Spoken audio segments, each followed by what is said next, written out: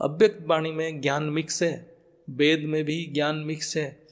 केवल बापूजी के ज्ञान प्योर है। जो एक तत्व का अभ्यासी है वही केवल बापूजी के ज्ञान को बुद्धि से धारण कर सकता है।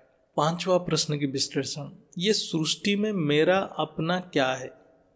केवल आत्मा की अंतकरण अपना है।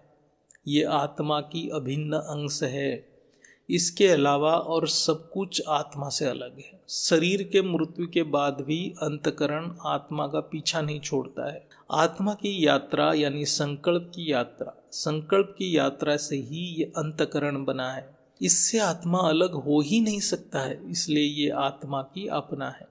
स्व परिवर्तन अर्थात केवल अंतकरण यानी चित्त यानी कारण शरीर को परिवर्तन करना है। दूसरे की अंतकरण को हम परिवर्तन नहीं कर सकते हैं, उसके ऊपर हमारा कोई अधिकार भी नहीं है। जब हमारे संकल्प में चुंबकीय शक्ति होगा तो ये अपने अंतकरण के साथ साथ अन्य की अंतकरण को भी परिवर्तन करेगा, लेकिन पहले हमारे अंदर परिवर्तन होगा। ये चुंबकीय शक्ति उसको कहा जाता है जो आकाश तत्व में परिवर्तन कर सकता है, यानी आकाश तत्व की स्पंदन को परिवर्तन कर सकता है। इससे आकाश तत्व यानी चित्त में जो वृत्तियां हैं वो परिवर्तन होता है। वृत्ति यानी स्पंदन यानी वाइब्रेशन।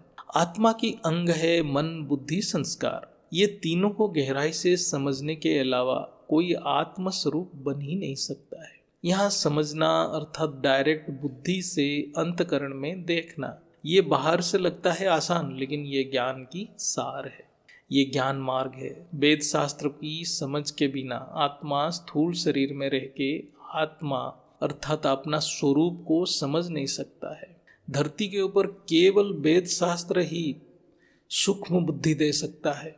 बापूजी के ज्ञान के बिना वेद शास्त्र को भी कोई समझ नहीं सकता है। यानी वेद शास्त्र में भी जो ज्ञान है उसको हम ऐसे पढ़ने से समझ नहीं पाएंगे। बापूजी के पावर आएगा, बापूजी के याद करने से, बापूजी के ज्ञान को मनन करने से हमें वेद शास्त्र की गुह्यता को समझ सकते हैं।